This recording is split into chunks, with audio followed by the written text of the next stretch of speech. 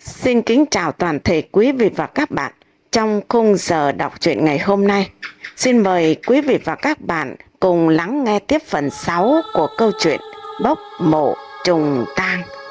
Tác giả Quảng Sư Phụ qua phần diễn đọc của bé Hưng.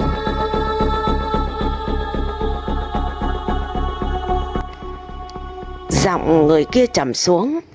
Tôi thường đi làm về trễ nên hay đi qua con đường này cho nhanh để còn về lo cho mấy đứa nhỏ. Hồi trước thì không sao, nhưng dạo gần đây có điều lạ lắm. Người đàn ông ấy kể rằng thi thoảng ngang qua cổng nhà thìa, nơi mà ai nấy đều cho rằng không còn người ở vì đều đã đi làm ăn xa. Ông ta thường thấy có khói bay dập dờn, y như là ai nấy nấu bếp vậy. Nhưng chuyện này chỉ diễn ra trong những ngày nào đó của một tháng, không thường xuyên. Sợ thì sợ, mà làm gì còn đường nào gần hơn nữa chứ. Thôi, nhớ lời tôi dặn đấy, tôi đi trước đây. Anh, cảm ơn anh. Nghe chuyện ấy, cậu tôi và ông Thiên đều hoang mang nhìn nhau. Chỉ riêng Ất là tỏ ra càng thêm thích thú với công việc sắp phải làm. Hấp dẫn đây. Nào, đi nhanh lên, chúng ta đúng hướng rồi đấy. Giữa màn đêm u tối, có một ngọn sáng xa xa. Đấy là chiếc đèn của tên Hòa. Hắn đã chờ sẵn trước cổng nhà vợ chồng Thìa. Bác Thiên có khác, hẹn giờ nào là giờ ấy đến. Hòa dẫn người vừa tới vào bên trong. Quang cảnh nơi đây không những âm u mà còn ngột ngạt đến khó tả. Có một mùi hôi thối thoảng trong gió. Nếu bảo đây là nghĩa địa, chắc ai cũng sẽ tin. Dường như vì một lý do nào đấy, chỗ này đã trở lại như lúc trước, chẳng khác gì một vùng đất chết. Ôi! Cậu tôi chợt la lên. Ông vừa dẫm phải thứ gì đó, nghe bẹp một cái. Soi đèn xuống thì người nào cũng hoảng hồn. Dưới đất có rất nhiều xác chim chết. Con thì máu đẫm cả ức, con thì đang phân hủy, giòi bọ lúc nhúc hết vào rồi ra hốc mắt. Mùi hôi là từ đây. Tại sao lại có chuyện này nhỉ? Ông Thiên nhíu cặp chân mày lại. Ông bắt đầu nghi ngờ về nơi họ đang đứng. Đây là điểm giữ. Này Hòa, mảnh đất này từng có biến cố gì thế? Mới về lại làng này, Hòa hiển nhiên chẳng biết nhiều. Hắn liền đáp lại những gì nghe được từ Thang kể phong phanh. Nhưng hắn cũng không quên thêm bớt vài chi tiết để cho mấy người kia thôi ái ngại mà nhanh chóng bắt tay vào làm. Chẳng qua anh tôi giàu có, thông minh. Bác hiểu mà, người tài lắm kẻ ghen ghét. Toàn đặt điều về quỷ ma vớ vẩn để anh tôi khó làm ăn thôi. Riêng chuyện đầy xác chim thối rữa, cỏ cây quanh đây khô héo chết dần chết mòn trên đất, Hòa chẳng giải thích được, cũng không kịp nghĩ ra cái cớ nào hay ho. Vì cả ngày hôm nay tên ấy đi xem hết chỗ nọ chỗ kia, tạt qua đây thì chỉ đứng ngoài cổng nhìn vào cho biết vị trí cái mã, chứ chưa đích thân vào xem. Và giờ trông thấy những chuyện kỳ bí quanh đây giữa trời đêm u ám, Hòa bắt đầu e ngại. Băng qua vài lùm cây khô khốc, tên đàn em của Thang đã dẫn mấy người kia tiếp cận với ngôi mộ. Đây rồi, bác cứ làm đi nhá. Xong việc thì ghé sang nhà tôi gửi công cho. Vào đây ta cũng nhớ đường rồi. Chú vẫn ở gần bến sông hả? Dạ đúng. Thôi, chào bác với hai cậu nhá. Khoan đã. Ất lên tiếng. Đã làm lễ cúng mộ chưa anh? Thấy chẳng có người nào trong gia đình ra đây xem. Không giống mấy lần Ất làm công việc này. Anh cảm thấy rất kỳ quặc. Ông Thiên phỉ cười. Mày nghĩ sao mà chưa? Hỏi thử à? Chú Hòa bảo rồi, đã có thầy xem cho. Mấy tập tục quan trọng như thế này không thể quên đâu. Hòa nuốt nước bọt. Hắn thừa hiểu việc sang cát nếu không cúng kiếng chỉn chu, đọc khấn cho chuẩn, rất dễ có hệ lụy. Nhưng biết phải làm sao. Tên Thang kia quá xem nhẹ việc ấy. Trong mắt hắn, chuyện này cứ như di rời một tảng đá vậy. Hòa không đáp, chỉ gật gật rồi cười gượng cho xong, hắn mau chóng rời khỏi. Mọi người nhìn nhau, sao anh ta lại gấp gáp thế nhỉ? Cậu tôi hỏi. Bác Thiên đặt đèn dầu lên mà, ông tranh thủ lấy đồ nghề. Bình thường thôi, người biết thì chẳng ai dám đến gần nơi cải táng đâu, khí mộ hại lắm. Đây là lần đầu mình làm, phải cẩn thận. Ất cầm cây liềm, anh ta dùng nó để giải quyết cái mớ dây leo đã chết khô nằm chằng chịt trên mả, trông vào những khớp đá lạnh lẽo. Ất chép miệng nói, chà chà, mộ này cầu kỳ đấy, phá không dễ đâu. Ông Thiên cười bảo, lo cái gì, có tao ở đây, tranh thủ rồi làm lễ xin đi nào. Lúc Hòa đến tìm ông ấy để nhờ việc, Hòa nói với hắn và gia chủ đã mời thầy đến xem giờ tốt. Ông Thiên cứ yên tâm mà làm. Nhưng thực chất Hòa muốn nhanh gọn theo ý của Thang nên bịa đặt về thời gian thôi. Bấy giờ bạt tre đã căng phía trên. Những vật cần thiết như thau đồng, vải điều, khăn, nước vang đều đã sẵn sàng. Đúng canh 3, có tiếng trống xa xa vang vọng. Biết đã tới lúc, ông Thiên đưa cho cậu tôi và Ất mỗi người vài tờ giấy kim. Họ đứng ngay ngắn trước mộ, ông Thiên ở giữa, hai người cạnh bên. Tất cả đồng loạt cúi đầu. Ông Thiên khấn long mạch, sơn thần thổ địa. Đây là bài trong lễ cúng sang cát. Nhưng theo tục của cái nghề cải táng thuộc địa phương đây, trước nay họ vẫn thường hay đọc lại bài ấy, thể hiện sự tôn kính khi sắp bắt tay vào làm. Xong xuôi đâu đấy, Ất đốt bó củi đã đặt phía nam phần mộ. Ánh sáng và hơi ấm từ đấy sẽ giúp công việc thuận lợi hơn. Ông Thiên đưa cây đục vừa to lại vừa nặng cho cậu tôi. Ông ta hướng dẫn, cái kiểu mộ này mỏng nhất là 2 bảng phần thân, đục ra rồi đập xuống. Cậu tôi bắt tay vào việc, Ất thì phụ trách phần nắp. Anh ta đưa bài vị ra, đặt song song theo chiều ngang của mộ. Ông Thiên cũng hì hục dùng búa, đập liên hồi vào những vị trí yếu điểm. Sau cả canh giờ cực lực, không nghỉ ngơi, họ đã hoàn tất việc phá hủy thân đá. Mọi thứ diễn ra khá nhanh chóng, với kinh nghiệm từ ông Thiên cũng như sức khỏe dẻo dai của hai chàng thanh niên phụ giúp. Nghỉ ngơi một lát, họ tiếp tục dùng xẻng cuốc để đào xuống huyệt, gạt mớ đất đá hỗn độn. Không lâu sau, cỗ quan tài bằng gỗ đã lộ ra. Trông nó cũ xỉ, đang có dấu hiệu nứt nẻ, hoai mục. Thấy vậy, ông Thiên dừng tay. Người đàn ông ấy cảm thấy lạ. Ngộ nhỉ, nghe đâu chỉ tầm hơn 5 năm, thế mà đã nát như vậy rồi. Ất cười, tranh thủ làm ngụm rượu cho ấm. Có gì là đâu, chắc họ nhà ấy dùng hàng rẻ tiền ấy mà. Bậy nào, đây là gỗ hương đấy chứ. Bác Thiên sờ tay lên cái ván sần sùi, rồi họ tiếp tục dùng đục, đóng xuống ầm ầm. Chỉ lát sau, giữa không gian mờ ảo với những vầng sáng yếu ớt của chiếc đèn dầu, bên dưới hố tấm vách đã bung ra. Ôi!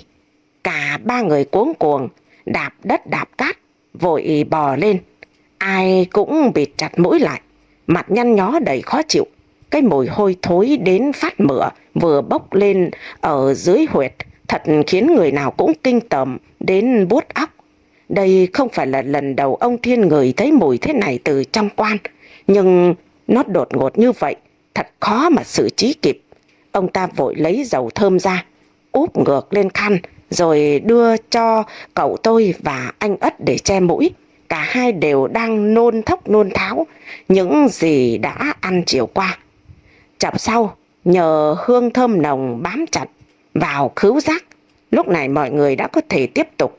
Cảm giác một điều gì đó bí hiểm đang trực chờ phía bên dưới. Ông Thiên bèn xuống trước. Ất, lấy tao chai rượu nào. Ti, châm thêm đèn nữa đi. Bấy giờ, ông Thiên đưa hai tay đẩy hẳn cái nắp quan ra. Cùng lúc ấy, ánh sáng trên tay cậu tôi tiến xuống ngày một gần. Trong khoảnh khắc ấy, những gì thuộc về người quá cố dần hiện ra. Đột nhiên, cả 3 người đều thốt lên trong kinh hãi. Trời ơi! Anh Ất và cậu tôi hoảng quá. Hai người chợt trượt chân té. Họ vừa la làng, vừa cố đạp đạp mớ đất xốp để leo lên khỏi huyệt. Còn ông Thiên thì da mặt ông ấy nhăn nhúm cả lại, không biết tính sao trước điều đang thấy.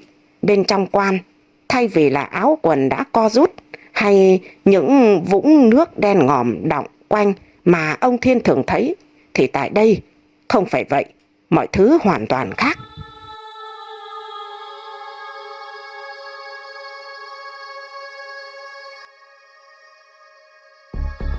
Đấy trông giống thi thể tươi của một người vừa mới mất hơn là lâu năm, nhưng chỉ giống thôi vì da thịt vô cùng dị thường. Cũng không phải là mấy trường hợp mà bác Thiên từng thấy. Một màu đen bóng khắp cái cơ thể đang trần truồng chẳng mảnh vải tre. Đáng sợ hơn khi đôi ba chỗ trên cái xác ấy hằn lên những đường trông như gân, nhưng mang màu đỏ chót. Chẳng những vậy, cái tư thế của tử thi cũng quái lạ nốt. Hai chân đang co lại trước bụng, hai tay thì gần vành tai, nhìn tựa như một người lúc chưa chết hẳn mà bị nhốt vào quan tài rồi chôn sống, đang cố tìm cách để thoát ra vậy. Trông vào cặp mắt đang nhắm, cái mồm há hờ để lộ mấy chiếc răng lởm chởm trên khuôn mặt thâm đen của tử thi, tim ông Thiên đập liên hồi như trống đánh. Người ấy chẳng hiểu mình đang chứng kiến cảnh quái gì nữa. Hai đứa mày ở đây trông nhé, để tao đi gọi thằng Hòa. Ấy chú, cậu tôi và Ất, hồn hai người còn chưa kịp hoàn đã thấy bóng ông Thiên chạy đi mất. Trời ơi, không biết xử lý thế nào đây. Cậu Ti và người bên cạnh ái ngại nhìn nhau. Cả hai ngồi gần đống lửa, đôi mắt thì hướng về cái huyệt khuất sau mớ đồ nghề. Họ sợ từ bên dưới ấy thứ kỳ dị mà cả đời chưa bao giờ sẽ gặp sẽ nhảy sổ lên. Chạy một hồi tựa quên cả mệt, ông Thiên đã đến chỗ tên đàn em của Thang. Nhà đấy nằm trên một mảnh đất trống gần bến đò. Dù đã lâu ông Thiên chưa ghé qua, nhưng nhìn thoáng qua là nhớ được ngay. Sao? Còn y nguyên hả? Thế đích thị là mộ kết rồi. Tên Hòa như tỉnh khỏi cơn ngái ngủ. Hắn cũng là người hiểu biết đôi nét về tâm linh, do vậy đã từng nghe qua hiện tượng đó. Nhưng Hòa chỉ đang phán bừa. Nôm na thì thông thường sau khi được an táng, tùy thuộc vào điều kiện môi trường nơi lập mộ, thời tiết, không bàn tới các hóa chất hóa học hiện đại, mà thi thể phân hủy nhanh hay chậm, nhưng dẫu thế nào thì chỉ vài năm đã không còn gì ngoài xương. Còn hiện tượng mộ kết là khi sau thời gian dài chôn cất, ấy thế lúc sang cát, tử thi chỉ giữa chút ít hoặc thậm chí vẹn nguyên như lúc vừa liệm. Nhiều người quan niệm rằng thấy mộ kết chính là thấy điểm tốt, với ý nghĩa người quá cố đang phù hộ cho dòng họ. Ôi, thảo nào anh Thang lại giàu, hóa ra hưởng phước từ ông cụ. Ông Thiên vẫn ngờ ngợ, vậy đó thực sự là mộ kết ư? Theo người đàn ông ấy biết, nếu là mộ kết, mở ván thiên sẽ không ngửi thấy mùi hôi tanh, thậm chí là thoang thoảng hương thơm. Đằng này mọi thứ hầu như đều ngược lại. Chưa kể thi thể trông quá đáng sợ. Tuy nhiên, nghe Hòa nói về phước phần, ông Thiên thôi lo lắng. Ông cho rằng đây chỉ là một trường hợp nào đó của mộ kết mà bản thân chưa từng được hay. Còn hiện trạng của cái xác kia vốn đã vậy từ lúc đặt vào quan rồi. Để tôi nghĩ xem nào. Chuyện này hệ trọng đây, có liên quan đến tài lộc bình an sau này của anh Thang đấy. Chắc phải mời thầy phong thủy đến xem gấp bác nhỉ. Giọng ông Thiên có vẻ không vui. Chú nên đi báo cho Thang gì ấy biết đi. Việc nhà mà toàn nhờ người ngoài à?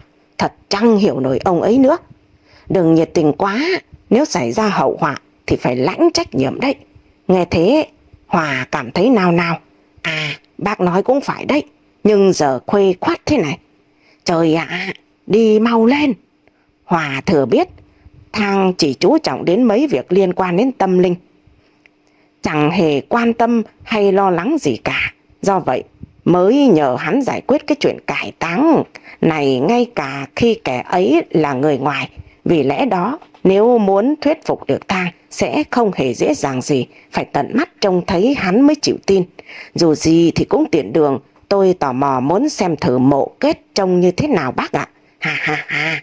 Ngoài miệng thì Hòa nói thế, nhưng bên trong hắn đang muốn xác nhận những gì ông Thiên thấy có phải là thật hay không. Nhỡ đâu chưa gì đã bảo Thang đến, chẳng đúng lại bị mắng cho một trận. Qua khỏi mấy lũy tre rậm rạp, đến cái ngã ba, bỗng nhiên hai người họ thấy có bóng ai đấy đang ảo ảo chạy đến. Mồm la lối om sòm: Cứu, cứu với, chú ơi, cứu cháu. Ủa, Ất, Ti. Ông Thiên chớp mắt liên tục, không biết hai chàng trai kia gặp gì mà chạy như muốn đứt cả hơi. Đã thế, khuôn mặt đều xanh tựa tàu lá. Bình tĩnh lại nào. Ông Thiên vỗ vai hai người trước mình. Họ cùng ngồi xuống một tảng đá. Cậu tôi lẫn Ất thở hồng hộc, dần cũng hoàn hồn trở lại. Hòa gặng hỏi: Có chuyện gì thế hả hai em? Cậu tôi gật đầu. Ông kể rằng lúc ấy cậu và Ất đang ngồi trong cái huyệt chờ ông Thiên, mặc cho đống lửa vẫn lách cách, nhưng không gian ngày một lạnh rất bất thường. Hai người đều muốn uống chút rượu cho ấm, nhưng mấy cái chai thì lại đang nằm ở phía gần miệng hố. Chẳng người nào dám lại đấy lấy, vì sợ nhìn vào cái thi thể kinh khủng kia. Hết cậu tôi rồi đến Ất, ai cũng đùn đẩy cho nhau. Hồi sau, cuối cùng hai người đã thống nhất, quyết định đánh liều cùng sang đó. Cậu tôi đi trước, Ất theo sau. Lấy rượu thì lấy được rồi, nhưng chợt cả hai nghe có tiếng động lạ phát ra từ phía dưới huyệt. Mặc dù sợ, họ vẫn tò mò đưa mắt nhìn xem. Nào ngờ, vừa trông xuống, cậu tôi và Ất đã chứng kiến thấy một điều hết sức hãi hùng. Thi thể của người kia đã ngồi dậy từ lúc nào. Hai con mắt mở căng ra to như quả nhãn, không tròng trắng hay tròng đen, đó là một màu đỏ cam tựa màu đốm lửa, ở giữa có đường kéo dọc xuống đen láy, trông hệt mắt của loài thú nào đó. Cậu tôi và Ất còn chưa kịp hiểu họ đang đối diện với thứ gì thì bỗng thi thể từ từ đưa một cánh tay lên. Nó di chuyển đến đâu, âm thanh răng rắc của xương khớp lại theo đến đấy, nghe mà rợn hết cả sống lưng. Bấy giờ cánh tay dừng lại, chỉ thẳng vào cậu tôi và Ất. Mọi thứ xung quanh nhanh chóng biến đổi. Hai người đều ngửi thấy rõ trong không gian sặc mùi máu.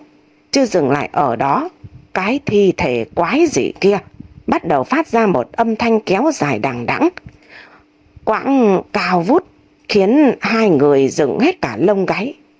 Cảm giác sự nguy hiểm đang đến gần, không dám đứng tại đó thêm một phút một giây nào nữa. Cậu tôi và Ất cắm đầu dùng hết sức bình sinh mà chạy. Nhìn vào thần sắc vẫn còn hoảng loạn của hai chàng trai trẻ, ông Thiên không thể không tin. Ông đăm chiêu: Đó là gì chứ? Chuyện người chết đội mồ sống dậy, ta cứ tưởng chỉ trong những lời đồn đại, không ngờ. Về phần Hòa, hắn vẫn nửa tin nửa ngờ. Tên này đang có một lối suy nghĩ khác, bèn hỏi: Hai chú, vậy cụ Lộng vẫn chưa làm gì hai chú phải không? Cậu tôi và Ất đều gật đầu. Hòa phì cười nói: Thế thì có gì mà phải lo, không chừng cụ ấy này đã tu thành tiên rồi cũng nên. Tiên sao? Không thể nào. Sao lại đáng sợ quá vậy? Hòa lắc lắc ngón tay trước mặt hai chàng trai trẻ: Các chú kiến thức còn hạn hẹp lắm. Đâu phải thần tiên nào vẻ bề ngoài cũng xinh đẹp hiền hậu đâu. Có những vị trông rất hung dữ, nhưng phẩm chất đố ai sánh bằng. Ông Thiên tỏ ý tán thành: Nghe có lý đấy.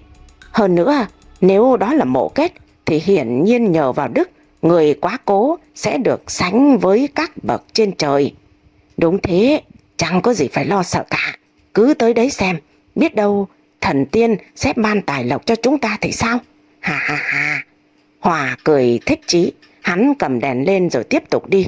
Bác Thiên tựa lúc nào cũng thôi âu lo. Ông suy nghĩ theo hướng tích cực hệt tên kia. Ất và cậu tôi lúc ấy không hiểu nhiều về tâm linh. Ai nói sao thì nghe vậy, nhưng cả hai vẫn còn chút e dè, chỉ dám nối bước theo sau. Vừa vào trong sân nhà thìa, tên Hòa đã lẩm bẩm khấn vái hắn, nhắm mắt nhắm mũi, chắp tay lại hết hướng này đến hướng kia. Hắn cầu nào là tiền tài, giàu sang, nhiều vợ, vân vân. Qua khỏi đống lửa vẫn còn đang cháy, cái huyệt đã hiện ra. Tên Hòa bước đến mà trong lòng đầy sảng khoái. Hắn đang liên tưởng sẽ được gặp một ông tiên. Vị ấy đang ngồi trên đài sen tỏa ra hào quang lung linh như trong những câu chuyện thần thoại. Nhưng dường như không phải.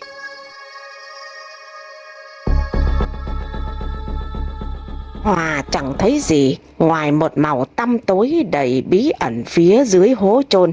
Ủa, đâu có gì đâu. Bác Thiên vừa bước đến, ông cũng không phát hiện điểm gì lạ cả. Cậu tôi và Ất thì vẫn chẳng dám tới gần. Hai người thập thò sau đống lửa. Chú Thiên, anh Hòa, cẩn thận đó. Hòa phì một hơi, hắn cầm chiếc đèn từ từ di chuyển xuống huyệt. Tên ấy vẫn mong sẽ gặp được thần tiên hay gì đại loại mà ban phước cho hắn. Do vậy Hòa cứ vậy nhao nhao xuống, chẳng biết sợ là gì.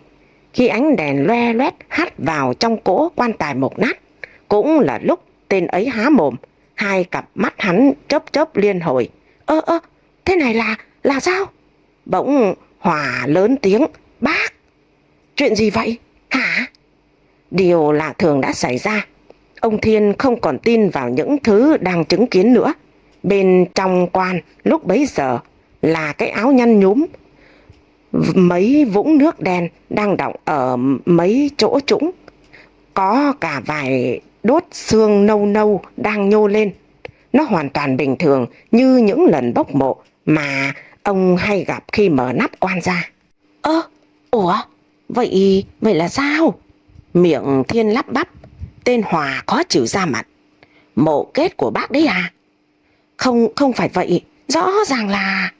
Nghe ồn ào, cậu tôi và Ất tò mò đến gần xem thử. Họ vô cùng sửng sốt. Cái thi thể trông đầy hãi hùng đã chẳng còn nữa. Mọi thứ trước đó và hiện tại khác xa nhau.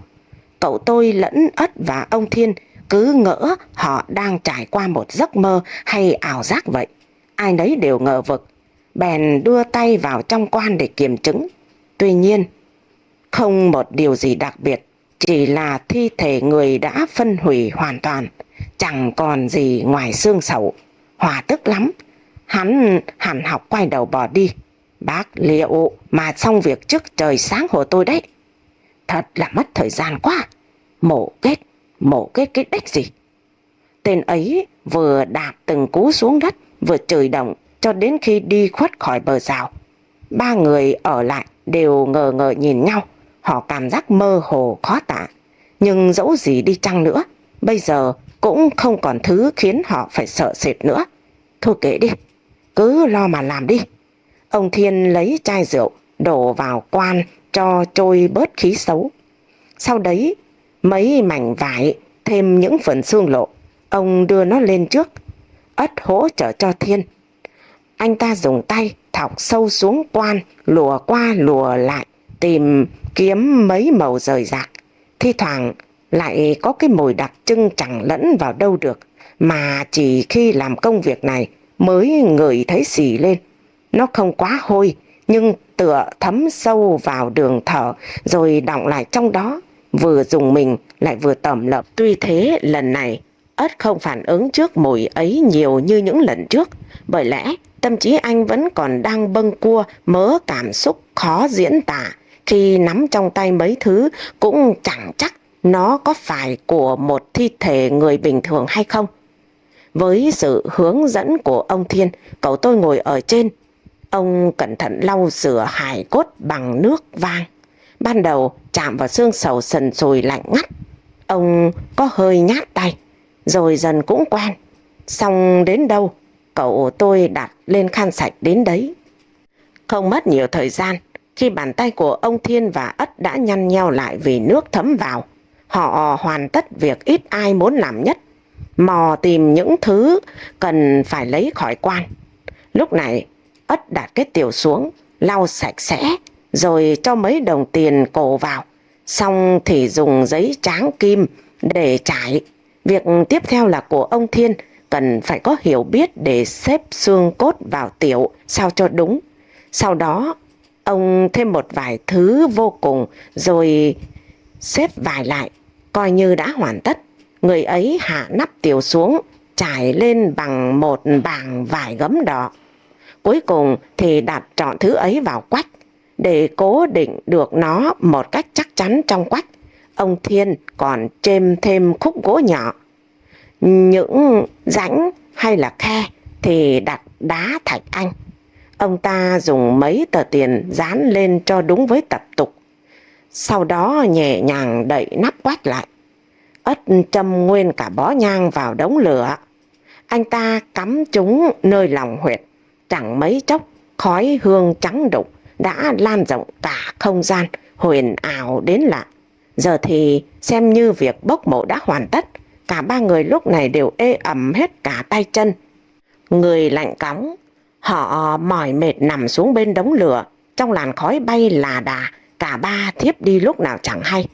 Đang trong cơn mê, chợt cậu tôi nghe tiếng lạch cạch rất gần. Âm thanh ấy vừa lạ lại vừa quen. Nó khiến ông dù mệt thế nào cũng cố mở mắt ra. Bên cạnh bên ông Thiên và Ất, hai người đã ngủ say. Cậu tôi gượng sức ngồi dậy, nhìn xung quanh. Chẳng có điều gì lạ. Cậu lắc đầu rồi lại nằm xuống nhắm mắt. Kỳ quái thay, tiếng động ấy lại vang lên, càng ngày càng gần hơn. Cậu tôi linh cảm được, dường như một kẻ nào đấy đang lén la lén lút tiếp cận họ. Nếu ai đấy tỉnh, hắn sẽ trốn mất. Ông quyết định giả vờ ngủ, xếp hai tay ra sau để đầu nhô cao hơn, rồi nghiêng qua, một mắt mở ti hí xem chuyện gì đang xảy đến. Và rồi cậu tôi đã thấy nó. Âm lại cạch chính là do chiếc quách đang đựng hài cốt gây nên. Vật ấy chẳng rõ tựa lúc nào nó đã nằm sau lưng ông Thiên, khi đáng lẽ ra nó phải ở chỗ gần huyệt, bị khăn trùm lại. Cậu tôi nín thở rồi quan sát. Cái nắp quách bằng sứ đang rung rinh va nhẹ vào thân, y hệt một thứ gì ở bên trong đang cố tìm cách chui ra ngoài. Chỉ khoảnh khắc sau đó, vật ấy đã bắt đầu di chuyển. Nó chẳng khác gì một con cóc. Từng cú nhảy lên là cái nắp lại tung ra rồi rơi xuống, thân tạo thành tiếng va đập lớn. Ấy vậy, ông Thiên và Ất vẫn đang ngủ ngon lành, tự chẳng hề hay biết gì. Cậu tôi thầm nghĩ, rất có thể cái thứ quái quỷ ông gặp đã quay trở lại. Nhắm chặt mắt, cậu lấy hết can đảm. Ông chuẩn bị gọi thì chẳng còn nghe âm thanh cành cạch, thay vào đấy là tiếng khò khè. Cậu tôi liền mở mắt ra. Trước ông, điều vô cùng kinh khiếp đang xảy đến. Cái quách ấy giờ này đã nằm chông chênh trên phân nửa bụng của ông Thiên, nửa còn lại trên bụng của Ất. Chiếc nắp vẫn hở hở. Từ trong vật chứa hài cốt ấy, có một cánh tay đen như chì dần dần thò ra. Một cánh nó tóm lấy cổ ông Thiên, một nó bóp chặt cổ Ất. Ôi, dậy mau, dậy mau. Không được làm hại họ, không được đâu. Gì mà ồn dữ vậy chứ? Tí, cái thằng này. Cậu tôi ngồi bật dậy, mồ hôi trên trán ông chảy đầm đìa như dòng suối. Thở vào hít ra liên hồi. Cậu ngơ ngác. Trước mặt ông là Thiên và Ất. Họ đang cười lớn. Thu dọn rồi về thôi chứ. Mơ gì mà la muốn sập cả trời thế hả? Khung cảnh xung quanh đã sáng tựa lúc nào. Những bụi cây khô héo lờ mờ trong sương sớm. Đống lửa giờ chỉ còn là tro tàn. Cậu tôi lom khom đứng dậy. Ông nhéo thử vào má xem có đau không. Ôi da! Cậu vỗ tay vào trán liền mấy cái. Ôi hên quá! Chỉ là mơ, nhưng sao giống thật thế nhỉ? Chú mộng thấy bạn gái đi theo thằng khác à? Ất cười châm chọc. Trên tay anh ta đang bê cái quách đã bó lại trong vải. Nhìn thấy thứ đó, cậu tôi nổi hết da gà. Ông liền lui lại. Ôi không không! Chập sau, cả ba người rời khỏi đấy. Họ cùng nhau đến nhà của Hòa. Người nào cũng vui vẻ cả, vì nghĩ bụng sắp được nhận tiền. Nhưng không, cái tên ấy vừa trông thấy thứ đựng hài cốt thì đã xua tay. Thôi thôi, đừng mang vào nhà tôi nhá. Chứ bây giờ chú muốn thế nào? Cặp chân mày của ông Thiên co lại. Bác đừng nóng. Hay là giờ anh giúp tôi đào cái huyệt mới, tôi gửi thêm nhé. Vì đêm qua ông Thiên đến tìm, chó sủa ồn ào, nên sáng nay có người hỏi Hòa. Nói qua nói lại, tên ấy đã biết thêm về những chuyện kỳ bí xoay quanh Củ Lộng. Do vậy, hắn bắt đầu cảm thấy e ngại khi liên quan đến việc cải táng này. Hắn sợ đưa hài cốt vào, nhà sẽ bị nhiễm khí âm, lại càng sợ hơn nếu để cái quách ấy lung tung, chắc chắn đắc tội với người đã mất. Việc duy nhất hắn có thể nghĩ ra, đấy là nhờ chính những người vừa bốc mộ kia thực hiện di rời, sẽ tiện hơn là đi tìm kẻ khác giúp mà khó được bằng lòng. Chú nói nghe dễ dàng thế. Có biết là phải chọn ngày, chọn giờ, chọn nơi sao cho hợp mới làm huyệt mới, cất mả mới không hả? Nét mặt ông Thiên hầm hầm. Tên Hòa bèn lấy trong túi ra mấy đồng là tiền của hắn. Tên ấy vội dúi vào tay người trước mặt. Bác giúp thì giúp cho chót. Này, còn là việc nghĩa nữa đấy mà. Ất và cậu tôi nhìn ông Thiên, họ đều muốn tiếp tục. Nhận đi anh ơi, dù sao dạo này cũng dỗi mà. Ông Thiên thở dài. Thôi được rồi, nhưng mà chú phải mời thầy xem xét đấy. Họ cùng nhau qua nhà Thang. Tên ấy đang ngồi nhâm nhi tách trà, nói cười với bọn đàn em. Thấy Hòa cùng mấy người kia đến, Thang liền ngoắc họ vào. Xong chưa chú em?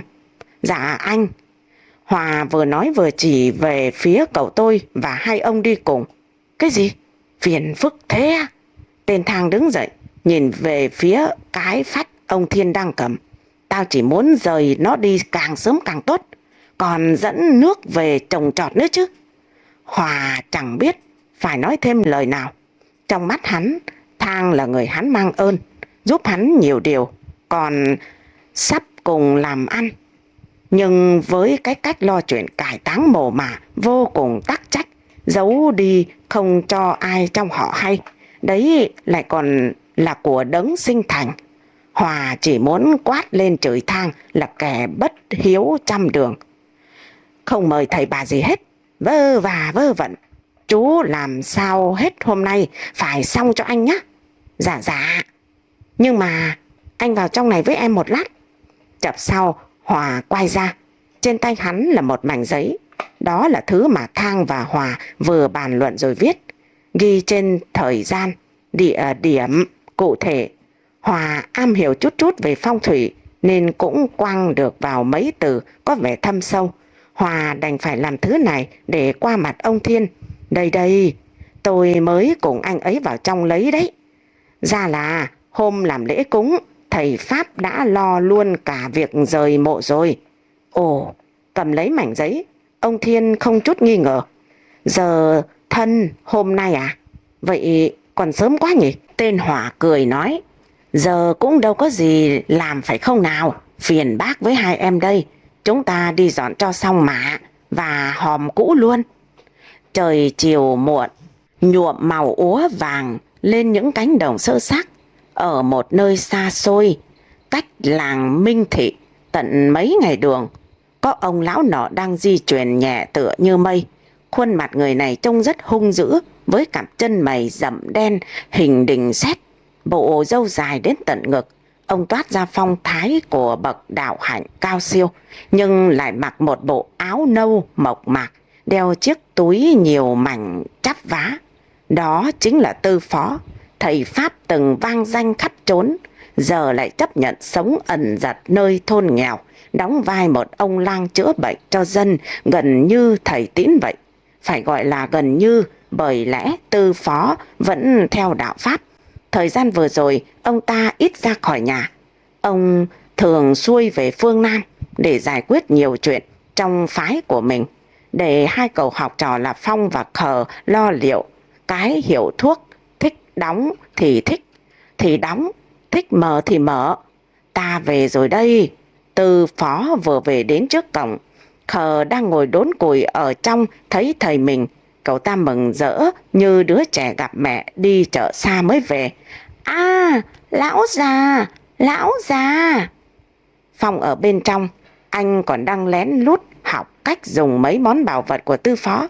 Nghe tiếng ồn, chàng trai ấy gấp gáp thu dọn rồi chạy ra. Kính chào lão. Vào bên trong, Tư phó lườm liếc xung quanh. Vị này đâu dễ mà qua mặt. Ông thừa biết Phong làm những gì sau lưng, chỉ là không muốn nói. Cũng bởi Tư phó luôn xem chàng trai ấy như con của mình. Phần là vì anh ta có bản tính giống hệt ông lúc còn trẻ. Về phía Khờ, chàng trai ấy lại luôn bị đối xử hà khắc. Nguyên do Khờ không được bình thường và ngày càng trở nên mụ mị hơn, tất đều do Tư phó gây nên. Vị ấy nhìn Phong nói, dạo gần đây có đi trừ ma diệt quỷ không hả? Dạ có chứ lão. Tư phó đưa nón và túi của mình cho hai cậu học trò. Họ có nhiệm vụ đem cất chúng đi. Vị thầy lại lên tiếng, chuẩn bị cho ta. Như biết phải làm gì, Phong cúi đầu rồi đi khỏi. Chốc lát sau, anh ta quay lại. Trên tay là một cái bát, bên trong có thứ chất lỏng đỏ lòm, một mùi tanh tanh rất khó ngửi. Tốt lắm. Tư phó cầm lấy cái bát. Ông bước một mạch về phía căn phòng cuối nhà. Đó vẫn là nơi vừa về. Đến đây ông đã vội vào kiểm tra. Trước cửa có mấy sợi xích sắt thoa máu linh vật chằng chéo, bùa chú dán chồng nhau dày mấy lớp. Với kẻ không biết, muốn vào đây chẳng hề đơn giản, nhưng chỉ cần nắm câu chú sẽ có cách mở cửa. Tư phó biết Phong đã dùng thuật hòng nghe trộm lúc ông niệm, nhưng vì ấy không để tâm vấn đề này, cũng chẳng lo Phong sẽ gặp nguy hiểm. Cái ông quan tâm đó là mấy thứ bên trong căn phòng vẫn còn nguyên vẹn. Những món bảo vật để luyện binh, chúng đều mang pháp năng mạnh nhất. Tư phó đã dùng cả đời để tranh giành, đấu đá với biết bao nhiêu kẻ trong giới đạo pháp mới có được những món ấy. Không chỉ vậy, căn phòng còn là nơi ông ta gọi âm binh về. Do thế sẽ rất nguy hiểm nếu cứ tùy tiện mở ra đóng vào cánh cửa đầy xiềng xích trong những thời điểm ấy. Một tiếng két vang lên, âm thanh cửa dịch qua một bên đầy nặng nề. Căn phòng mờ ảo trong ánh sáng đỏ đã hiện ra trước mắt.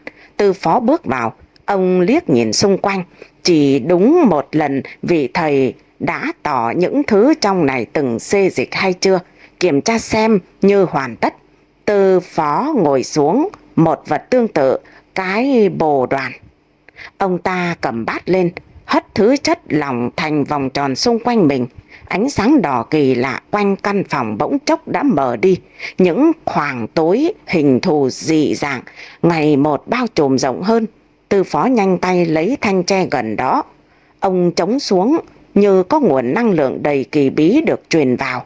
Lá cờ treo trên cây phất lên.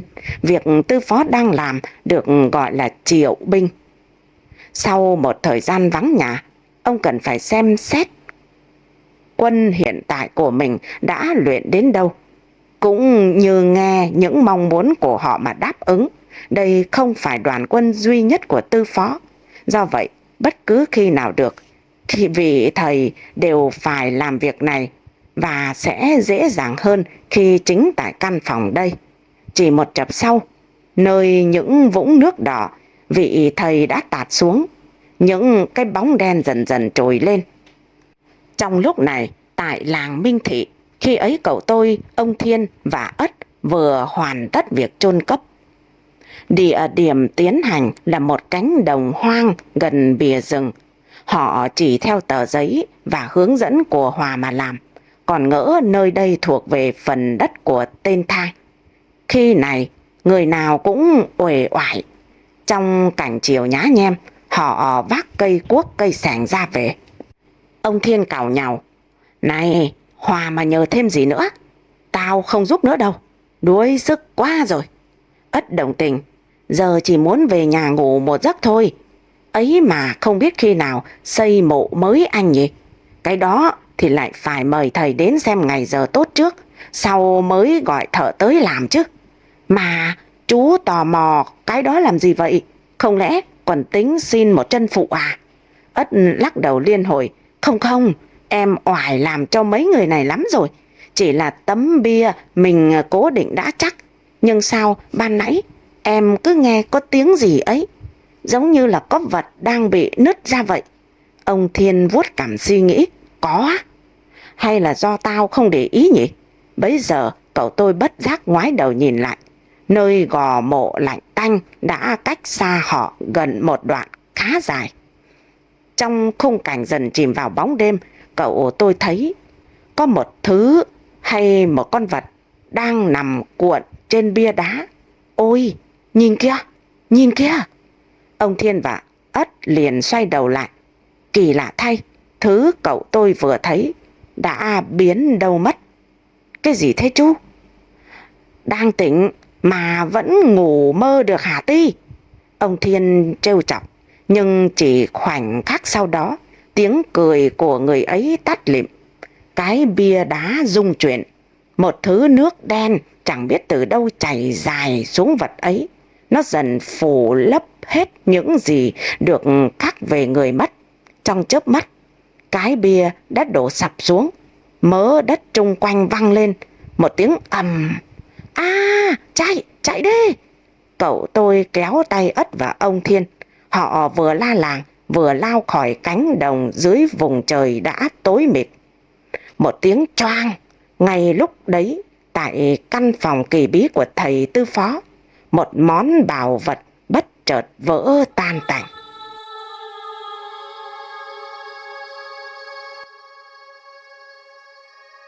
Còn đang kiểm quân, vì thầy phải tạm dừng lại, ông liếc mắt ngay về phía vừa phát ra âm thanh. Cặp lông mày rậm rạp của tư phó nhăn lại. Chẳng gì khác, đó chính là chiếc bình mà Phong đã sử dụng để bắt vô số ma quỷ tại làng Minh Thị. Vì không đủ khả năng để mở vật đó ra rồi thực hiện luyện binh như ý muốn, Phong đành phải cất nó trở lại căn phòng này. Ngay lúc đấy, những cột khí âm của ma quái trở nên dày đặc khắp căn phòng. Biết bao loại tà cậu học trò của tư phó giam giữ đều đã thoát ra toàn bộ. Chúng bay bò tán loạn cả lên. Cặp mắt ông thầy không ngừng đảo qua đảo lại quan sát. Vì ấy chẳng rõ tại sao chuyện này có thể xảy ra. Thụ yêu, tà linh, oái hồn, quỷ đói, những hạng tầm thường, mi chính xác là gì mà phá được khắc bình của ta chứ? Giữa cảnh ma quái hỗn loạn thế này, tư phó tức giận.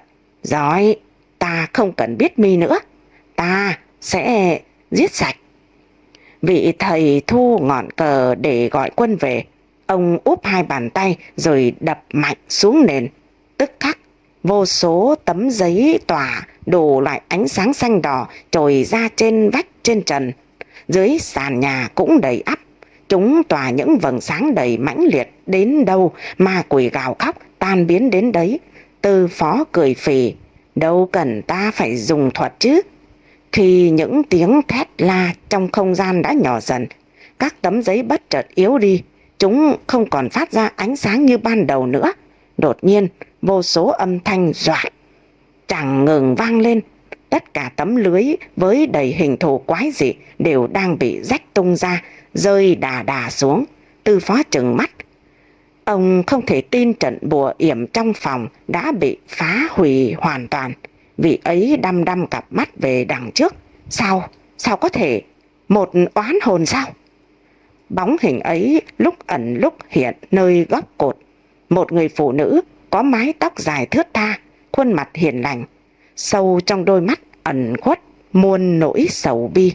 Là Thìa, người từng bị chính anh trai làm hại. Tư phó nắm lấy thanh tre, ông chống xuống. Lập tức có giọng văng vẳng khi gần khi xa. Xin rủ lòng thương, tôi chỉ mong kẻ ác phải nhận báo ứng để sớm ngày siêu sinh. Tư phó vẫn không rời mắt khỏi Thìa. Ông cười nửa miệng. Ta biết mi chẳng phải oán hồn, đấy chỉ là cái vỏ bọc Đừng giả vờ hiền lương mà làm gì nhá. Mi thừa khả năng phá vỡ bảo vật. Ấy thế, đúng lúc ta có mặt mới ra tay. Há chẳng phải muốn thách thức Tư Phó này hay sao? Loài tà hiểm độc như mi, nếu ta không sớm diệt trừ, cõi người sẽ đại loạn. Tư Phó nhấc thanh tre lên, ông gõ mạnh nó xuống sàn, phật một tiếng, ngay tức khắc ngọn cờ phía trên căng ra như no gió. Âm binh của ông thầy mau chóng được gọi lên. Bấy giờ chẳng phải nơi những vũng nước đỏ trên sàn mà là toàn bộ căn phòng. 12 quân âm tinh nhuệ hiện ra trong hình hài cao lớn, sát khí ngồn ngột, để xem mi có chống nổi hay không. Giết! Vừa nhận lệnh, toán binh lao ngay về phía oán hồn. Thế nhưng thật chẳng rõ bằng cách nào, trong nháy mắt thì đã biến mất. Quân của Tư Phó rú lên tức giận, chúng đều không lần ra dấu vết mà đuổi theo. Khi giao chiến, âm binh sẽ dựa vào các khí như oán khí, dương khí, tử khí và quỷ khí hòng truy cùng giết tận nếu kẻ địch bỏ trốn. Nhưng tại trường hợp này thì chẳng để lại bất kỳ manh mối nào. Tư Phó không khỏi kinh ngạc lẫn căm tức. Ông ta vẫn nắm cờ trong tay, chạy ào ra khỏi phòng, quyết định tự tìm kiếm. Mi có chạy đằng trời. Tối hôm ấy, Khờ ngồi ngắm trăng bên cửa sổ, Phong thì đang lo âu. Lúc chiều, anh đã nhìn thấy thầy mình đuổi theo thứ gì đó. Chàng ta bèn qua nơi chứa bảo vật, thấy khung cảnh hoang tàn. Anh dự cảm việc này có liên quan đến mình. Suy nghĩ của Phong quả là không sai. Đúng lúc ấy, Tư Phó đẩy thẳng cửa vào, trên tay là roi mây. Hai mi, quỳ xuống mau. Khuôn mặt vị thầy nóng phừng phừng. Ông vừa mới về, hơn cả canh giờ vẫn không truy ra được thìa. Chưa đánh đã khai. Phong khấu đầu nhận toàn bộ. Dạ, tôi lỡ dại, vì tò mò đã sử dụng bảo vật của lão để bắt âm tà, xin lão trách tội ạ. Tư Phó nghiến rằng, mi, tên kia, sao mi thấy hắn sai mà không khuyên ngăn hả? Lỗi là tại mi. Tư Phó sấn tới, ông ta vụt liên tục cây roi vào người Khờ. Ôi, đau ở đâu, lão già ơi, đau, con chừa rồi, tha cho con, Đây là chuyện vẫn thường diễn ra. Phong làm sai, nhưng Khờ phải gánh hình phạt trước tiên. Đánh cho đã tay. Tư Phó thôi. Ông ngồi bệt lên ghế, căm giận nhìn vào hai học trò đang quỳ trước mặt. Vị ấy lớn tiếng nói, đầu đuôi ra sao? Nói hết cho ta. Sai một lời, ta cắt một miếng thịt đấy. Ít khi nào Tư Phó điên tiết như thế. Phong sợ, run rẩy cả người, cứ đùn đẩy bảo Khờ phải kể cho thầy nghe. Nhưng chàng trai ấy đâu có rõ mọi thứ bằng người cậu gọi là anh chứ. Im mồm, mày cứ lắp bắp thì bao giờ ta mới tỏ hả? Tên kia, nói. Dạ dạ. Phong bèn kể về việc đã giúp đỡ hai vợ chồng nhà nọ vì thấy họ bị ám. Tư Phó liền hỏi về địa điểm ở đâu. Chàng học trò ấp úng. Anh sợ vì trước mặt sẽ biết về việc thầy Tĩnh đã mất, hay xa hơn là lỗi lầm một phần cũng bởi chính anh. Còn không mau nói ra, mi có tin ta thả cổ trùng vào mồm mi không hả? Nghe vậy, chàng trai sợ hãi vô cùng. Đó là hình phạt đáng sợ nhất mà Khờ đã phải trải qua. Phong không còn cách nào khác, đành khai. Dạ dạ, là ở làng Minh Thị ạ. Làng Minh Thị sao? Minh Thị sao? Tư Phó trừng mắt. Chẳng phải đó là nơi ông Tĩnh ở à? Thái độ Tư Phó thay đổi hẳn khi nghe nhắc đến người bạn thân thích. Hơi, mấy lần ta đã dự sẽ đi thăm, nhưng lại vướng hết chuyện này đến chuyện khác ở lĩnh Quái. Bọn mi thay ta gặp thầy Tĩnh rất tốt rất tốt, phải thường xuyên hơn, có biết chưa hả? Dạ dạ. Lòng Phong nhẹ nhõm hẳn, thầm nghĩ cũng may lão không hỏi sâu hơn. Bỗng Tư Phó nghe có tiếng nấc. Ông nhìn sang Khờ đang cúi gằm mặt. Lưng cậu đang rung lên. Tên kia, ta đâu có đánh mi nữa, sao mi lại khóc hả? Phong nuốt nước bọt. Nguy to rồi, hễ nhắc đến thầy Tĩnh, thằng ngốc ấy lại tỉ tê. Trông vào nét mặt của Phong, Tư Phó đã nhận ra điều gì đấy ẩn khuất. Ông lập tức đứng dậy, đưa cao cây roi lên. Còn không mau nói hả? Nói! Dạ, hu hu, lão già ơi, thầy Bĩnh không khỏe đâu. Thầy Bĩnh đã mất rồi, thầy Bĩnh mất rồi. Phong cúi đầu, im thin thít, chẳng dám ngước lên nữa. Giây phút đó, Tư Phó sững ra như tảng đá vô hồn. Những hình ảnh về người bạn ngày nào cùng học đạo hiện lên trong tâm trí. Lời khờ nói trước nay vẫn luôn là thật, nhưng Tư Phó vẫn chẳng muốn tin. Ông tóm lấy cổ áo học trò mình. "Mi nói rằng nói bậy cái gì thế hả? Có hiểu mất là sao không hả? Còn là sao không? Phong, thầy Tín đang thế nào hả?" Mới tới mức này, Phong cũng chẳng dám giấu giếm nữa. Dạ, thằng khờ nó nói đúng rồi đó, thưa lão." "A!" Tư Phó gào lên, nỗi lòng đầy đau xót. "Ngọc Tín, sao ông lại đi đột ngột như thế? Suốt mấy năm qua, ta còn chưa có cơ hội đánh cờ cùng ông cơ mà. Tại sao?" Tư Phó áp sát mặt mình mới mặt Phong. "Nói mau, lý do thầy Tín mất là gì hả? Rốt cuộc ông ấy đã gặp chuyện gì hả? Nói!" Phong chợt nghĩ ra một cách có thể giúp anh thoát tội đã gián tiếp gây ra năm ấy cũng như hiện tại. "Dạ, thưa lão, mong lão bình tĩnh nghe tôi kể ạ. Thực ra thì ngôi nhà hai vợ chồng tôi đến giúp đấy cũng chính là nơi thầy Tín trút hơi thở cuối ạ. Thầy ấy bị cái loài trú ngụ trong nhà đó hãm hại trong lúc đi chẩn bệnh ạ. Nhưng chuyện đó xảy ra đã khá lâu rồi. Gần đây tôi mới tình cờ được biết nên quyết tâm ra sức bắt nó, báo thù cho thầy Tín cũng như là giúp gia đình kia ạ. Tuy vậy, vì nó quá mạnh, tôi buộc phải mượn tạm bảo vật của lão mà dùng." Tư Phó nghiến hàm răng ken két. Nghe mà Phong rợn hết người. Vị thầy đấm thẳng một phát xuống sàn, tạo thành cái lỗ sâu hoắm. Con tà ấy, mi dám khiêu khích ta sao? Còn cả gan hại người ta, xem như ruột thịt. Nếu không đánh mi tan thành trăm mảnh khỏi lục đạo, ta sống chẳng ý nghĩa gì nữa." Tư Phó đứng thẳng dậy, hai tay nắm chặt cứng như có thể nghiền nát mọi thứ bên trong. "Mau, chuẩn bị đồ đạc." Ngay trong đêm, ba thầy trò lên xe ngựa.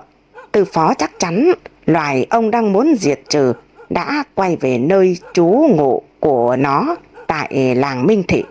Cách đây cũng cả tuần đi đường bộ. Đó là lý do Tư Phó không thể tìm ra thìa bằng thuật di chuyển cực kỳ hao tốn pháp năng, nhưng chẳng đi xa hơn 10 dặm được. Hơn hết, đây là loài tà mà vị thầy chưa thể xác định rõ, nhưng ông vẫn rất tự tin sẽ thắng lợi quay về, rửa hận cho thầy Tín.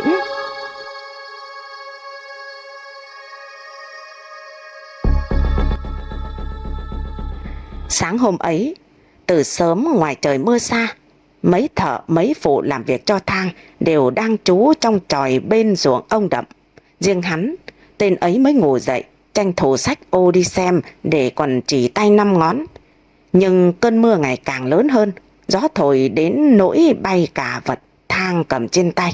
May mắn cho tên ấy, vừa đến được ngay cổng nhà thìa, hắn liền vội chạy vào đứng dưới hiên để trú. Vắt cái áo cho khô, Thang lẩm bẩm chửi: "Mẹ nó chứ, cứ mưa gió ẩm ẩm thế này, bao giờ mới kiếm ra tiền đây?" Thang chán nản ngồi chờ đợi. Chập sau, thấy những giọt mưa thôi chịu nặng, hắn vội ra khỏi hiên. Trông xa xa có bóng của một tên đàn em. Thang gọi to: "Này, cho tao mượn ô với!" Tiếng mưa âm ỉ, có vẻ tên kia không nghe thấy. Thang tức tối chạy về phía đó. Bên dưới lúc này toàn bùn và những vũng nước. Cái huyệt cũ gần đấy vẫn chưa lấp lại, chỉ phủ tạm bằng lá cây. Có cành gỗ cảnh báo, vì sau này tận dụng làm nơi dẫn nước, không phải tốn công đào nữa. Mài nhìn về phía tên đàn em mà không để ý, Thang vô tình trượt chân ngay xuống đấy. Hắn ngã vào lòng hố. Cũng may dưới này đã thu dọn sạch sẽ. Đất khá mềm, mẹ kiếp. Tên nào gài bẫy tao đây hả? Hình như đây là cái huệt hả? Những hạt mưa vẫn ảo ảo trút xuống. Nước rơi vào mắt khiến Thang rất khó quan sát. Hắn đang tìm cách leo lên nhưng trượt chân mãi. Ôi da! Thang ngã cú đau điếng. Cả người hắn nằm dài trên bùn, đang gượng sức bò dậy. Bất chợt bàn tay Thang vô tình đụng trúng một vật khá cứng. Oai! Ở đây có cây kim hay thứ quái gì thế nhỉ? Làm ta chảy máu rồi này. Thang tạt nước để xem vật vừa khiến lòng bàn tay hắn bị chảy. Chợt cặp mắt Thang sáng lên. Mồm hắn há rộng ra hết cỡ. Nằm giữa vũng nước bùn, một chiếc lược bằng vàng óng ánh, có hình dạng như cánh cung. Phần trên được đính viên đá quý xanh biếc, nhìn mà mê hồn. Thang chưa bao giờ thấy món đồ nào đẹp và trông giá trị đến thế. Hắn vội cầm lấy, đưa lên ngắm nghía, rồi còn cắn thử. Ôi cha mẹ ơi, cái này là vàng thật, kim cương thật. Để xem nào. Thang vội lần mò xuống vũng nước ban nãy. Tay hắn lại chạm trúng gì đó. Thang vội kéo lên. Tên ấy thêm một phen kinh ngạc. Một chiếc vòng vàng rất to. Trên ấy chạm trổ vô cùng tỉ mỉ. Cả đời Thang có mơ cũng chẳng được cơ hội nhìn thấy. Trời ơi, cái gì thế này? Không lẽ thời của ta đến rồi sao? Thang tiếp tục mò tìm. Lần này hắn dùng tay bới sâu hơn. Những đồng tiền vàng, chuỗi ngọc, bát cổ thay phiên nhau xuất hiện. Ôi, đây đích thị là một kho báu. Chắc chắn sẽ còn rất nhiều ở phía dưới. Ha. Thang cười òa lên trong sung sướng. Nhưng hắn cũng vội tự tay bịt mồm mình lại. Không được. Ồn ào, nhỡ đâu kẻ nào biết rồi đến đây giành mất thì nguy. Thang cứ mải mê sờ ngắm những món đồ quý giá mà chẳng để ý đến cơn mưa đã ngừng rơi tựa lúc nào. Chợt tên ấy bỗng nghe có tiếng người bên trên. Rơi sao lại đúng lúc vậy chứ? Hắn cuống cuồng vội vã vùi những món báu vật xuống bùn đất. Tên ấy lính quính đến nỗi trượt té dập cả cơ thể lên vũng nước. Ôi, chú Thang kìa! Chú có sao không đấy? Đó là mấy người thợ được thuê. Họ có việc cần hỏi nên đi tìm hắn ta. Ghé mà chẳng gặp, vì vậy cả đám vô đây xem sao. Ai ngờ lại thấy Thang đang nằm dưới cái hố chôn cũ. Xuống đưa chú ấy lên nhanh đi nào. Sợ sẽ bị kẻ khác phát hiện. Thang quát to. Hắn lồm cồm bò dậy, chèn cái mông lên vị trí mấy món báu vật. Không được. Mọi người chớp mặt ngạc nhiên. Sao thế chú? Có tự lên được không đây? Một người lo cho kẻ bên dưới bèn bước chân xuống. Tên Thang phản ứng vô cùng kịch liệt. Không được lại gần đây. Sao các người dám tự tiện vào chỗ này hả? Bọn tôi... Các người cút ra ngoài hết đi. Ta cấm tuyệt. Không được kẻ nào đặt chân vào đất này khi chưa có sự cho phép của ta, nghe chưa? Mấy ông thợ tức mình, họ quát. Đủ rồi đấy. Mi nghĩ mi là ai hả? Có ý tốt muốn giúp mi. Mi nói thế mà nghe được sao? Ta đếch làm nữa. Ta cũng vậy. Giờ Thang đã nắm chắc cơ hội trở nên giàu sụ. Hắn chẳng cần phải trồng trọt làm gì. Thang được đà gắt gỏng, hất tay xua đuổi. Nghỉ hết đi. Các ông chẳng còn giá trị nữa. Nghỉ. Khi đám người đó rời khỏi, Thang mới dám đứng dậy. Hắn tất tả leo lên. Tên ấy dùng cỏ cây phủ lấp huệt lại để cho an toàn. Thang đứng trông cả canh giờ, chẳng còn thấy bóng dáng người nào lảng vảng gần đây. Tên ấy mới dám rời khỏi. Như mọi khi, hễ có bất cứ chuyện gì, người đầu tiên Thang kể cho hay đấy chính là mộ vợ. Biết hót đang sát phạt nơi sòng đỏ đen, hắn bèn đến đấy. Này, con khốn kia, mày gian lận à? Sao ăn hoài thế hả? Mụ vợ Thang đang cãi nhau ồn ào với bà chơi cùng. Đây cũng là chuyện thường. Ha ha, tức lắm hả chị? Chẳng qua từ lúc em đeo chiếc vòng cầm thạch Tân Tây Lan này do chồng em tặng thì may mắn tự nhiên nó kéo đến ùn ùn như bão táp chị ơi. Mấy mụ ngồi xung quanh đều trố mắt. Chao ôi, chẳng trách, cứ thấy gì lấp lánh đó đây. Mụ Hót tức lắm, nhìn nữ trang của bà kia mà ước ao, nhưng vẫn cố ra vẻ. Xích, dằm ba cái đồ ấy, tao dư sức mua nhá. Quan trọng là được chồng yêu thương, chồng cho đấy chị ơi, ha ha ha. Mấy mụ đàn bà ấy xì xào với nhau. Nghe bảo anh Thang dạo này chuẩn bị làm ăn lớn lắm nhỉ? Lớn cỡ nào đi nữa cũng chẳng mua quà cho mụ vợ đã già, còn đi đứng trả xong, làm ăn gì nữa chứ. Ha ha ha, mụ Hót tức đến mức cả chiếc xe lăn mụ đang ngồi cũng rung rinh theo, vừa tủi thân lại vừa cay tức. Chồng tôi á, ít ra còn sắm cho tôi cái nhẫn này này, xem đi, bạc thật đấy nhá. Thật tức cười, toàn hàng rẻ mạt mà khoe khoang như vật báu của vua chúa không bằng. Giọng ai đó vang lên từ phía cửa. Mấy mụ đàn bà lập tức lườm về hướng ấy. Ồ, tưởng ai, hóa ra là anh Thang. Mụ Hót xoay đầu. Ủa, giờ này ông đến đây làm gì? Chắc đến để ngắm cái vòng cầm thạch quý của em đấy mà. Dám bảo đây là hàng rẻ rúng sao? Anh Thang à, cẩn trọng lời nói chút chứ, không có người ta lại cười cho đấy. Cả đám đàn bà òa lên ra giả. Mụ Hót càng thêm ê chề khi nhìn vào bộ dạng chồng mình. Áo quần chẳng chỉnh tề, bùn đất nước mưa thì tứ tung, y hệt vừa đi làm ruộng về vậy. Ha ha, tôi làm gì chơi cái vòng bé tí tẹo như cô đây chứ. Tôi chỉ có mỗi thứ này thôi, không biết có so được không nhỉ? Bất ngờ Thang lấy trong người ra một chiếc vòng cổ bằng vàng rất to. Ánh sáng của nó phản chiếu ngọn đèn nơi đây khiến ai nấy đều lóa hết cả mắt. Bà này, tôi tặng gì thì cứ dùng đi, sao toàn để ở nhà thế? Người ta nhìn vào lại nghĩ mình bằng họ. Thang luồn tay đeo món trang sức quý giá vào cổ cho vợ. Mụ Hót đơ cứng cả họng, nhưng vẫn giả vờ gật gật xem đây là chuyện thường.